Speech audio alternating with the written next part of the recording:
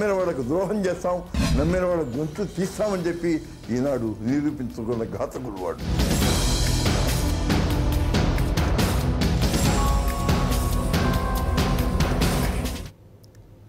అన్న నందమూరి తారక రామారావు మానస పుత్రిక తెలుగుదేశం పార్టీని స్థాపించి 9 నెలల వ్యవధిలోనే ఎవరికీ సాధ్యం కాని చరిత్ర సృష్టించి అధికారంలోకి వచ్చారు ఎన్టీఆర్. అటువంటి అన్నగారి పార్టీని అల్లుడుగారే కబ్జా చేశారు. ఈ మాటలు అన్నది సాక్షాత్తు మామ ఎన్టీఆరే. జామాత దశమగ్రహం అని తన చిన్నల్లుడు చంద్రబాబు నాయుడు గురించి గుండె పగిలేలా రోదిస్తూ ఆక్రోశించారు ఎన్టీఆర్. ఎన్టీఆర్ హయాంలో టీడీపీ పేద ప్రజల పాలిట పెన్నిదిగా ఉండేది. పార్టీని చెరబట్టిన చంద్రబాబు నాయుడు తన విధానాలకు తూట్లు పొడిచారని ఎన్టీఆర్ ఆరోపించారు. ఇప్పుడు మేధావులు సైతం అదే అంటున్నారు. తెలుగుదేశం పార్టీ ఆవిర్భావ దినోత్సవ సందర్భంగా టీడీపీ ప్రస్థానంపై మ్యాగజైన్ స్టోరీ.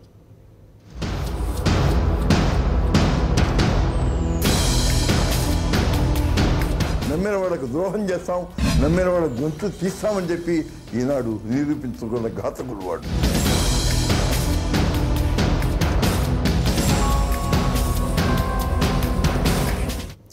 తెలుగు నేలపై కాంగ్రెస్ పార్టీ అప్రతిహత పాలనకు తెరదించి చరిత్ర సృష్టించారు నందమూరి తారక రామారావు.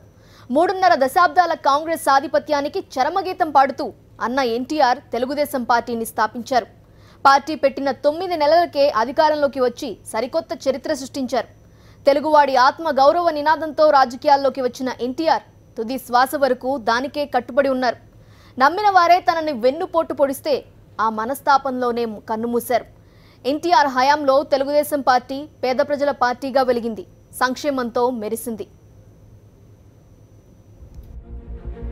స్వాతంత్ర్యం వచ్చినప్పటి నుండి దేశంలో కాంగ్రెస్ పార్టీ పాలనే కొనసాగుతూ వచ్చింది. 3.5 దశాబ్దాలు దాటినా కాంగ్రెస్కు ప్రత్యామ్నాయమే లేని పరిస్థితి.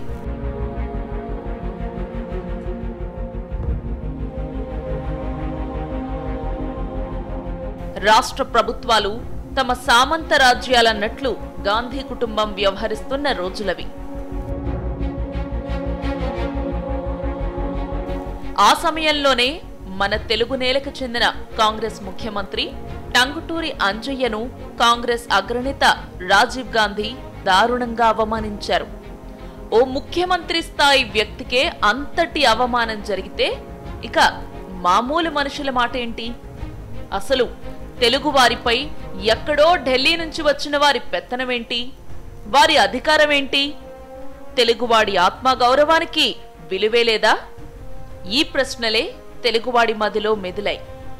ఈ పరిస్థితి మారాల్సిందేనని ఆ తెలుగువాడు అనుకున్నాడు. ఆ తెలుగువాడే నందమూరి తారక రామారావు. తెలుగు లోకానికి ఆయన అన్న. షార్ట్కట్లో ఎన్టీఆర్. మాస్ జనానికి మాత్రం ఎంటోడు.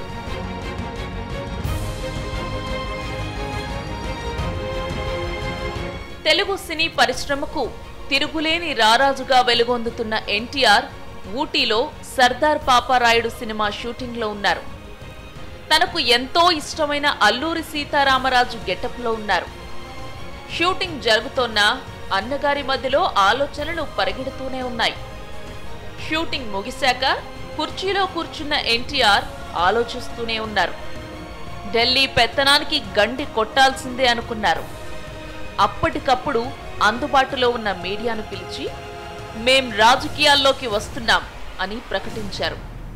త్వరలోనే రాజకీయ పార్టీ పెడుతున్నామని అన్నారు. 15 రోజులు సినిమాలు, 15 రోజులు రాజకీయాలు చేస్తామన్నారు. ఈ ప్రకటన పత్రికల్లో కనబడగానే తెలుగునేల అంతా ప్రకంపనలే. సగటు ఆంధ్రుడు మనస్సులోనే ఈలవేసి గోల చేశాడు. అన్న రాకకు మనస్ఫూర్తిగా స్వాగతం పలికాడు. రాజకీయం భ్రష్టమై, వ్యాపారాత్మకమై, దగాకోరు విధానమై, ఆంధ్ర ఆత్మాభిమానం చంపుతూ ఉంటే గుండె బద్దలై, మనసు విఫలమై ఓరిని పట్టలేక మీకోసం వచ్చాను. ఈ తెలుగుదేశం శ్రామికుడి చెమటలో 1982 మార్చి 29 అన్నగారి పార్టీ పేరు తెలుగుదేశం. అందరికీ శుభాలను కలిగించే పసుపు రంగు జెండా. నిరుపేదలకు ఆసరాగా ఉంటామన్న భరోసా ఇచ్చే చిహ్నం. సినిమాల్లో నటిస్తూ మొహానికి రంగులు పులుముకునేవాడికి రాజకీయాలేంటి అని కాంగ్రెస్ నేతలు వెటకారాలాడారు. ఇదో అటర్ ఫ్లాప్ సినిమా అవుతుందని జోస్యం చెప్పారు. ఎన్టీఆర్ పట్టించుకోలేదు. ఎన్టీఆర్ వెనకడుగు వేయలేదు. అప్పటికి ఎన్నికలకు ఏడాది కూడా గడువు లేదు. కొత్తగా పుట్టిన పార్టీని జనంలోకి తీసుకెళ్లడానికి చాలా కాలం పడుతుంది. ఆ తరువాతే ఎన్నికలకు వెళ్ళాలి. కానీ ఎన్టీఆర్ ఆత్మవిశ్వాసం వేరు. జనంలోకి వెళ్లడానికి, ఆ తరువాత ఎన్నికల బరిలో దిగి సత్తా చాటడానికి ఏడాది కూడా అక్కర్లేదనుకున్నారు. చైతన్య రథాన్ని రూపొందించుకున్నారు. పెద్ద కొడుకు హరికృష్ణనే రథసారథి చేసుకున్నారు.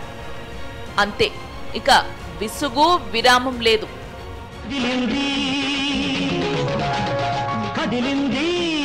చైతన్య రథం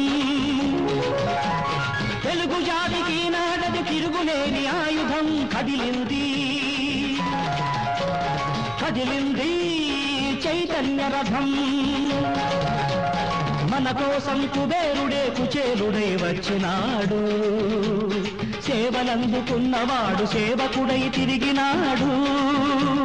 చెరువు గట్టు స్నానాలు, చెట్టు కింద శయనాలు, అర్ధాకలి భోజనాలు, అంతులేని పయనాలు. రాష్ట్రం అంతటా సుడిగాలిలా తిరిగారు. వెళ్లిన ప్రతి చోట జనం బ్రహ్మరథం పట్టారు. ఎందుకంటే తెలుగునాట ప్రతి ఇంట ఎన్టీఆర్ దేవుడే. రాముడు, కృష్ణుడు, శివుడు, ఏడుకొండలవాడు. దేవుడు ఎవరైనా సరే తెలుగు ప్రజలకు తెలుసున్న మొహం మాత్రం ఎన్టీఆర్ఏ. అన్ని దేవుళ్ల పాత్రల్లోనూ జీవించిన ఎన్టీఆర్ను జనం గుండెల్లో దాచుకున్నారు. కాబట్టే ఆయన రాకను మనసారా స్వాగతించారు.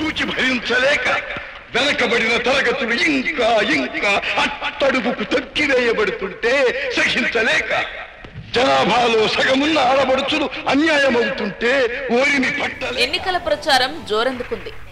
కాంగ్రెస్ పార్టీ ధీమాగానే ఉంది. అప్పుడే కాంగ్రెస్ పార్టీకి చెందిన చిత్తూరు జిల్లా ఎమ్మెల్యే అభ్యర్థి నారా చంద్రబాబు నాయుడు కాంగ్రెస్ నాయకత్వానికి ఓ ప్రతిపాదన పెట్టారు. తనకు అవకాశమిస్తే ఎన్టీఆర్ పై పోటీ చేసి చిత్తుగా ఓడిస్తానని చంద్రబాబు సవాల్ విసిరారు. అయితే చంద్రబాబు బలం, ఎన్టీఆర్ విశ్వరూపం రెండూ తెలిసిన కాంగ్రెస్ ఆ దుస్సాహసానికి దిగలేదు. ఎన్నికలయ్యాయి. ఫలితాలు వెలువడ్డాయి. Telugu Desam super hit. అది అలాంటి హిట్ కాదు, సూపర్ డూపర్ హిట్ అయింది. కాంగ్రెస్ పార్టీ ఆధిపత్యానికి గండి కొట్టింది. పార్టీ పెట్టిన 9 నెలలకే తెలుగుదేశాన్ని అధికారంలోకి తెచ్చారు నందమూరి తారక రామారావు. అది గిన్నిస్ బుక్ ఆఫ్ రికార్డ్స్ లో నమోదైంది. ఎన్టీఆర్ ముఖ్యమంత్రి అయ్యారు. అంతే, నిరుపేదల ఇళ్లలో ఆకలి మాయమైంది. 2 రూపాయలకే కిలో బియ్యాన్ని అందించిన అన్న పేరు ప్రతి పేదవాడి కంచం మీద ముద్రపడిపోయింది. అసెంబ్లీ ఎన్నికల్లో ఎన్టీఆర్నే ఓడిస్తానని బీరాలు పలికిన చంద్రబాబు నాయుడు రాజకీయాల్లో పైకి రావాలంటే సిగ్గుపడకూడదని అనుకున్నారు. నామోషీలు, ఆత్మాభిమానాలు అవసరం లేవనుకున్నారు. అంతే, కాంగ్రెస్ కు గుడ్ బై చెప్పి ఎన్టీఆర్ పంచన చేరారు. తన కూతురిని ఇచ్చి పెళ్లి చేసిన చంద్రబాబు నాయుడిని చూసి ఎన్టీఆర్ జాలిపడ్డారు. అల్లుడే కదా, తప్పు తెలుసుకున్నాడని ఆదరించారు. పార్టీలోకి ఆహ్వానించారు. ఎన్టీఆర్ పాలనలో తెలుగు ప్రజలు సంతోషంగా ఉన్న రోజులు. ఈ వైభవాన్ని చూసి కాంగ్రెస్ కు కన్ను కుట్టింది. ఎన్టీఆర్ దేశంలో లేని అదును చూసుకుని ప్రభుత్వంలో ముసలానికి కాంగ్రెస్ కుట్రరచన చేసింది. అందులో నాదెండ్ల భాస్కర్ రావు పావయ్యారు. ఎన్టీఆర్ పరోక్షంలో నాదెండ్ల ముఖ్యమంత్రి అయ్యారు. అన్నకు జరిగిన అన్యాయానికి తెలుగు నేల కదిలిపోయింది. ప్రజాస్వామ్య పరిరక్షణ కోసం రాష్ట్ర వ్యాప్తంగా ఆందోళనలు జరిగాయి. నెల రోజులకే ఢిల్లీలోని కాంగ్రెస్ ప్రభుత్వం తలవంచక తప్పలేదు. ఎన్టీఆర్ గెలిచారు, మళ్లీ ముఖ్యమంత్రి అయ్యారు. ఆ వెంటనే ప్రభుత్వాన్ని రద్దు చేసి మళ్లీ ఎన్నికలకు పోయారు. ఆ ఎన్నికల్లో తిరుగులేని విజయం సాధించారు. రెండవసారి ముఖ్యమంత్రి అయ్యాక ఎన్టీఆర్ పార్టీలోనూ ప్రభుత్వంలోనూ చంద్రబాబు నాయుడుకి ప్రాధాన్యతనిస్తూ వచ్చారు. దాంతో చంద్రబాబు నాయుడు రాజ్యాంగేతర శక్తిగా ఎదిగారని పార్టీలోని సీనియర్లే ఎన్టీఆర్తో తరచుగా ఫిర్యాదు చేశారు. ఎవరికి ఏ పని కావాల్సొచ్చినా బాబును కలవండి అని ఎన్టీఆర్ అనే స్థాయికి చంద్రబాబు ఎదిగారు. అయితే చంద్రబాబు ఈ క్రమంలో అవినీతికి పాల్పడుతున్నారని ఎన్టీఆర్కు తెలియదంటారు నాటి ఎన్టీఆర్ సీనియర్ సహచరుడు. అయితే ఈ వైఖరే ఎన్టీఆర్ ప్రతిష్టను దెబ్బతీసింది. చంద్రబాబు అవకతవకల పుణ్యాన 1989 ఎన్నికల్లో తెలుగుదేశం పార్టీని ప్రజలు తిరస్కరించారు. కాంగ్రెస్ పార్టీకి పట్టం కట్టారు. 1989 నుంచి 5 ఏళ్ల పాటు ప్రతిపక్షంలో ఉన్నారు ఎన్టీఆర్. ఈ సమయంలోనే వయస్సు మీద పడిన ఎన్టీఆర్ తన బాగోగులు చూసుకోవడానికి ఓ మనిషి అండ ఉంటే బాగుంటుందనుకున్నారు. ఆ సమయంలోనే లక్ష్మీపార్వతి పరిచయం అయ్యారు. లక్ష్మీపార్వతిని పెళ్లి చేసుకోవాలని ఎన్టీఆర్ నిర్ణయించుకున్నారు. అయితే ఈ విషయం తెలిసిన చంద్రబాబు నాయుడు అండ్ కో ఆ పెళ్లి జరిగితే తెలుగుదేశం పార్టీ మటాష్ అయిపోతుందని, ఎన్నికలు దగ్గర పెట్టుకుని అటువంటి దుస్సాహసాలు చేయొద్దని ఎన్టీఆర్ను వారించారు. అయితే ఒకసారి నిర్ణయం తీసుకుంటే తన మాట తానే వినని మొండి ఘటం ఎన్టీఆర్. అందుకే ఎవ్వరెంతగా చెప్పినా తన నిర్ణయాన్ని మార్చుకోలేదు. తిరుపతిలో ఓ బహిరంగ సభ సాక్షిగా తాను లక్ష్మీపార్వతిని పెళ్లి చేసుకోబోతున్నట్టు ప్రకటించారు. అన్నట్టుగానే ఆమెను పెళ్లి చేసుకున్నారు. 1994 ఎన్నికలకు నగారా మోగింది. లక్ష్మీపార్వతితో పెళ్లి వ్యవహారంతో ప్రజలు ఎన్టీఆర్ను తిరస్కరిస్తారని చంద్రబాబు నాయుడు, ఆయనతో పాటు కొందరు సీనియర్ సహచరులు అనుకున్నారు. అయితే ఎన్టీఆర్ మాత్రం పార్వతీ సమేతంగా ఎన్నికల ప్రచారం చేశారు. జనం ఎన్టీఆర్ దంపతులను ఆశీర్వదించారు. టీడీపీని మరోసారి అధికారంలోకి తెచ్చారు. అది అలాంటిలాంటి విజయం కాదు, కాంగ్రెస్ పార్టీ దిమ్మ తిరిగిపోయిన విజయం అది. కాంగ్రెస్ పార్టీ కేవలం 26 స్థానాలకు పరిమితమై ప్రతిపక్ష హోదాను కూడా పొందలేకపోయింది. ఎన్టీఆర్ ముఖ్యమంత్రిగా ప్రమాణ స్వీకారం చేయగానే మద్య నిషేధం అమలు ఫైల్ పైన సంతకం చేశారు. ప్రజా సంక్షేమ పథకాలతో ఎన్టీఆర్ జనం మన్ననలు పొందారు. అయితే లక్ష్మీపార్వతి రాకతో తానిక రాజ్యాంగేతర శక్తిగా వ్యవహరించడం సాధ్యం కాదనుకున్న చంద్రబాబు నాయుడు ఓ కుట్రకు వ్యూహరచన చేశారు. లక్ష్మీపార్వతిని దూరం పెట్టకపోతే పార్టీ నాశనమైపోతుందని ఆరోపించిన చంద్రబాబు నాయుడు పార్టీలో వెన్నుపోటుకు సిద్ధమయ్యారు. వైస్రాయ్ హోటల్ సాక్షిగా పార్టీ ఎమ్మెల్యేలకు కరెన్సీ కట్టల ప్రలోభాలు పెట్టి వెన్నుపోటుకు సిద్ధమయ్యారు. ఈ పాపంలో ఎన్టీఆర్ కుటుంబ సభ్యులను భాగస్వాములను చేసుకున్నారు. ఎన్టీఆర్ పెద్దల్లుడు తన తోడల్లుడు దగ్గుబాటి వెంకటేశ్వరరావుకు ఉప ముఖ్యమంత్రి పదవిని ఇస్తానని ఆశపెట్టి వెన్నుపోటులో సహకారాన్ని పొందారు. ఎన్టీఆర్ పెద్ద కొడుకు హరికృష్ణతో సహా ఇతర కుటుంబ సభ్యులకు లక్ష్మీపార్వతి బూచిని చూపించి వెన్నుపోటుకు సహకరించేలా చేసుకున్నారు చంద్రబాబు.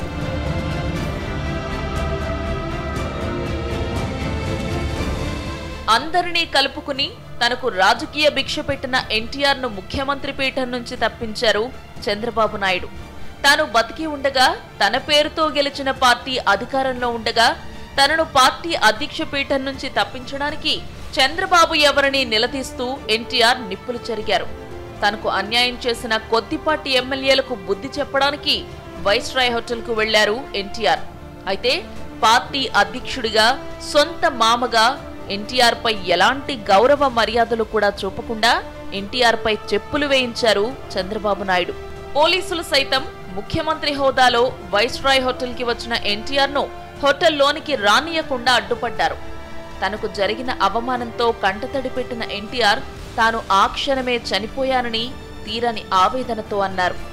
ఎన్టీఆర్ నుంచి ముఖ్యమంత్రి పీఠాన్ని కబ్జా చేసిన చంద్రబాబు నాయుడు ఎన్టీఆర్ పేరుతో రిజిస్టర్ అయిన పార్టీని, ఆ పార్టీ గుర్తును కూడా కబ్జా చేశారు. పార్టీ నిధులు ఉన్న బ్యాంకు ఖాతాను కూడా స్తంభింపచేశారు. ఈ వరుస అవమానాలు ఎన్టీఆర్ను క్షోభకు గురిచేశాయి. అన్న గుండె ఈ బాధను తట్టుకోలేకపోయింది. వెండితెరపై ఎందరో దుష్టపాత్రలను దునుమాడిన ఎన్టీఆర్ నిజ జీవితంలో దుష్టపాత్రలను ఏమీ చెయ్యలేకపోయారు. అచేతనంగా చూస్తూ ఉండిపోవలసి రావడం అభిమానధనుడైన ఎన్టీఆర్ ను మరింత మనస్తాపానికి గురిచేసింది. జామాత దశమగ్రహం పేరిట చంద్రబాబు దుర్మార్గాలపై ఎన్టీఆర్ ఓ క్యాసెట్ రిలీజ్ చేశారు. అక్కడి నుంచి ఎన్టీఆర్ ఆరోగ్యం క్షీణించింది. తనకు న్యాయం జరగకపోవడం ఆయన్ను మానసికంగా కృంగిపోయేలా చేసింది. 1995 జనవరి 18న ఎన్టీఆర్ కన్నుమూశారు. తెలుగువాడి ఆత్మగౌరవం కోసం తెలుగుదేశం పార్టీని స్థాపించిన ఎన్టీఆర్ ఈ లోకం నుండి సెలవు తీసుకున్నారు.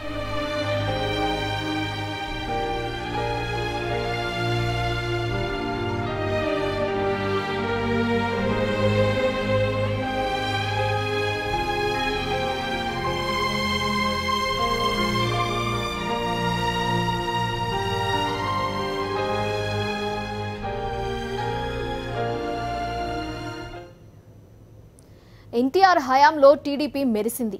మరి చంద్రబాబు నాయుడు హయాంలో టీడీపీ ఎలా ఉంది? షార్ట్ బ్రేక్ తర్వాత చూద్దాం. State tuned. ఎన్టీఆర్ నుండి తెలుగుదేశం పార్టీని కబ్జా చేసిన చంద్రబాబు నాయుడు ఎన్టీఆర్ సిద్ధాంతాలను పక్కన పెట్టేశారు. ఎన్టీఆర్ ఉద్బోధించిన నీతి సూత్రాలు తుంగలో తొక్కేశారు.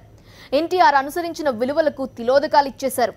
అసలు ఎన్టీఆర్ స్థాపించిన తెలుగుదేశం పార్టీ ఇప్పుడు లేనే లేదని, చంద్రబాబు నాయకత్వంలో తెలుగుదేశం పార్టీ పూర్తిగా నాశనమైపోయిందని టీడీపీ పాత కాపులు ఆవేదన వ్యక్తం చేస్తున్నారు. తెలుగు జనతకు వందనం, తెలుగు యువతకు అభినందనం, తెలుగు మమతకు అభివాదనం, తెలుగు జాతికి శుభాభినందనం. తెలుగుదేశం పార్టీని స్థాపించిన ఎన్టీఆర్ పేద ప్రజలే నా దేవుళ్ళు అనేవారు. ఆ నినాదంతోనే ఆయన పనిచేశారు.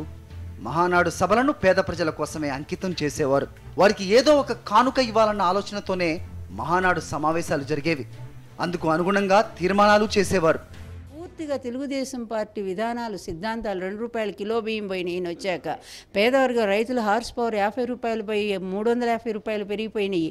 ఇళ్ళు అనేది ఒక్క ఇళ్ళు కూడా కట్టించిన పాపాన పోలేదు. వ్యవసాయ రంగాన్ని నిర్వీర్యం చేశాడు. ఒక్క ప్రాజెక్టు కట్టింది లేదు. ఈ విధంగా తెలుగుదేశం, చంద్రబాబు మార్కు తెలుగుదేశం పార్టీగా మహానాడు ఒక మొక్కుబడిగా చంద్రబాబును పొగిడించుకోవడం కోసం మహానాడు జరిగినాయి తప్ప, ఆ రోజు మహానాడులేమో ఒక ఉద్దేశంగా సిద్ధాంతపరంగా పేద వర్గాలకు న్యాయం చేయాలని ఎన్టీఆర్ గారు ఆధ్వర్యంలో మహానాడు నడిచి ప్రతి సంవత్సరం కూడా పేద వర్గాలకు ఏదో విధంగా న్యాయం జరిపితే, ఈ మహానాడు మాత్రం ఈ పూర్తిగా ఏ విధంగా మనల్ని పొగిడి చేసిన తప్పులన్నింటినీ కూడా ఈ మహానాడులో పూర్తిగా తను ప్రజలని తప్పుదారి పట్టించి తను పొగిడించుకోవటం కోసమే మహానాడు ఏర్పాటు చేయడం జరిగింది. ఎన్టీఆర్ ఏం చేసినా విలువలకు ప్రాధాన్యతనిచ్చేవారు.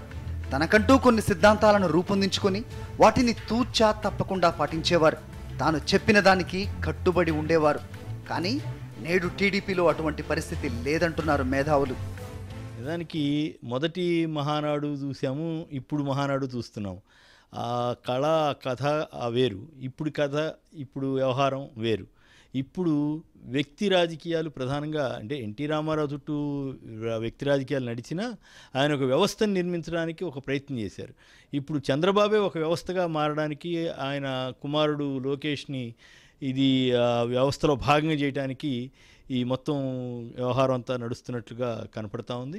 సరే, చంద్రబాబు గారే సిద్ధాంత రాజకీయాలు కాదు ఇవి, అవసరాన్ని బట్టి వాస్తవ పరిస్థితిని బట్టి రాజకీయాలు నడపాలని ఆయనే చెప్పిన తర్వాత ఈ తెలుగుదేశం గురించి, అప్పుడు ఒక తెలుగుదేశం ఒక విధానం, ఒక పద్ధతి గురించి నడిపిన రోజులు అవి. ఇప్పుడు సిద్ధాంతమే అవసరం లేదనుకుంటున్న రోజులు ఇవి. ఇంకా మనం ప్రత్యేకించి మనమేం ప్రత్యేకించి కామెంట్ చేయాల్సిన అవసరం లేదు. ఏ రాజకీయ పార్టీ అయినా క్షేత్రస్థాయిలో పార్టీ కార్యకర్తల మనోభావాలను తెలుసుకొని పార్టీని మరింతగా బలోపేతం చేసుకునేందుకు అవసరమైన కార్యాచరణ రూపొందించుకోవటం కోసం వార్షిక సమావేశాలను వినియోగించుకుంటాయి. మహానాడు సమావేశాలు ఎన్టీఆర్ హయాంలో అలాగే జరిగేవి. ఇప్పుడు మహానాడు ఓ తంతుగా మారిపోయిందని సీనియర్ జర్నలిస్టులు అంటున్నారు. టీడీపీయే కాదు, రాజకీయ పార్టీల సమావేశాలన్నీ అలాగే జరుగుతున్నాయని వారు ఆందోళన వ్యక్తం చేస్తున్నారు. ఏదో ఒక తంతులాగా నిర్వహించే ఒక పద్ధతి మొదలైంది. అంటే ఏదో ఒకటి చేయాలి కనుక చేస్తున్నాం కార్యకర్తల కోసం. ఇప్పుడు చూడండి, మీడియాలో పబ్లిసిటీ కూడా ఆ విధంగానే వస్తుంది.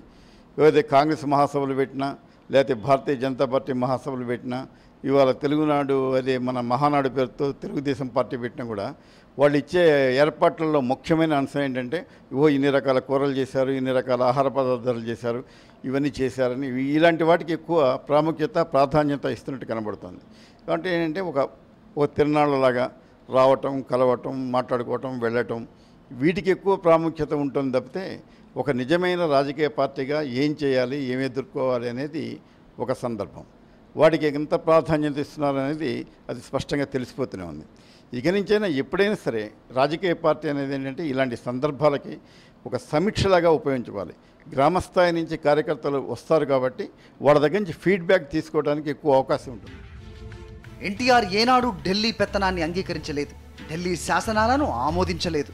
తెలుగువాడి ఆత్మగౌరవ నినాదంతో ఆయన ఢిల్లీనే శాసించేవారు. కానీ చంద్రబాబు నాయుడు హయాంలో ఢిల్లీ ఏం శాసిస్తే చంద్రబాబు దాన్ని పాటిస్తూ రాష్ట్ర ప్రయోజనాలనే తాకట్టు పెట్టేశారని నందమూరి తారక రామారావు సతీమణి లక్ష్మీ పార్వతి అంటున్నారు. ఈరోజు కూడా మేము అడుగుతున్నాము, వచ్చి 3 ఏళ్ళు అయిపోయింది. ఆ ఆత్మగౌరవాన్ని, ఎన్టీఆర్ గారు ఆత్మగౌరవంతో తెలుగుదేశం పార్టీని స్థాపించి కాంగ్రెస్కి వ్యతిరేకంగా పోరాడితే ఈ చంద్రబాబు నాయుడు ఈరోజు ప్రత్యేక హోదా కూడా తీసుకురానటువంటి పరిస్థితుల్లో ఢిల్లీ దగ్గర ఎట్లా ఓటుకు నోటు కేసులో దొరికిపోయి తన వ్యక్తిగత స్వార్థం కోసం పూర్తిగా కాళ్ళ మీద పడి నిన్న కూడా అమిత్ షాని బ్రతిమలాడి భోజనానికి తీసుకెళ్లాడు. ఎన్టీఆర్ పార్టీని స్థాపించినప్పుడు ఒక సిద్ధాంతానికి కట్టుబడి ఉండేవారు. తెలుగుదేశం పార్టీలో ఎవరైనా చేరదలుచుకుంటే వారు తమ పార్టీలకు పదవులకు రాజీనామాలు చేసి వస్తేనే పచ్చకండువా కప్పి పార్టీలోకి ఆహ్వానించే మంచి సంప్రదాయాన్ని రామారావు అనుసరించేవారు. చంద్రబాబు నాయుడు మాత్రం అందుకు భిన్నంగా వ్యవహరిస్తున్నారని మేధావులు అంటున్నారు. ఎన్టీఆర్ సిద్ధాంతాలను పక్కన పెట్టి ఆయనకు ద్రోహం చేసిన చంద్రబాబు నాయుడికి మహానాడు నిర్వహించే అర్హత కూడా లేదని లక్ష్మీపార్వతి అంటున్నారు. ఏటా మహానాడు జరుగుతుంది. అధికారంలో ఉంటే జాతరలా జరుగుతుంది, ప్రతిపక్షంలో ఉంటే మినీ మహానాడు పేరిట పొదుపుగా జరుగుతుంది. మహానాడును ఎంత దర్జాగా, ఎంత ఆర్భాటంగా నిర్వహించామన్నది ముఖ్యం కాదంటున్నారు రాజకీయ పండితులు. మహానాడు వేదికపై నుండి ప్రజల కోసం ఏం తీర్మానాలు చేశామన్నదే ముఖ్యమంటున్నారు వారు. గత మహానాడులో చేసిన తీర్మానాలను ఏ అటకపై దాచామో గుర్తుపెట్టుకుని వాటి బూజులు దులపటం ముఖ్యమని అంటున్నారు. తీర్మానాలు చేసేసి జేజేలు కొట్టేసి మహానాడు తర్వాత ఆ తీర్మానాలను బుట్టలో దాచేయటం వల్ల ఎలాంటి ప్రయోజనం ఉండదని వారు సూచిస్తున్నారు.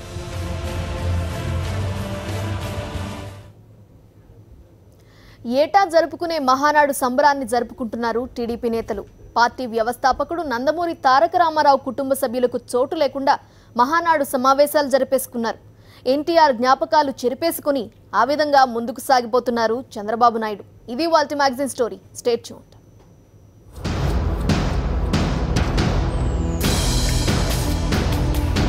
నమ్మిన వాళ్ళకు ద్రోహం చేస్తాం, నమ్మిన వాళ్ళ గొంతు తీస్తామని చెప్పి ఈనాడు నిరూపించుకున్న ఘాతకుడు వాడు.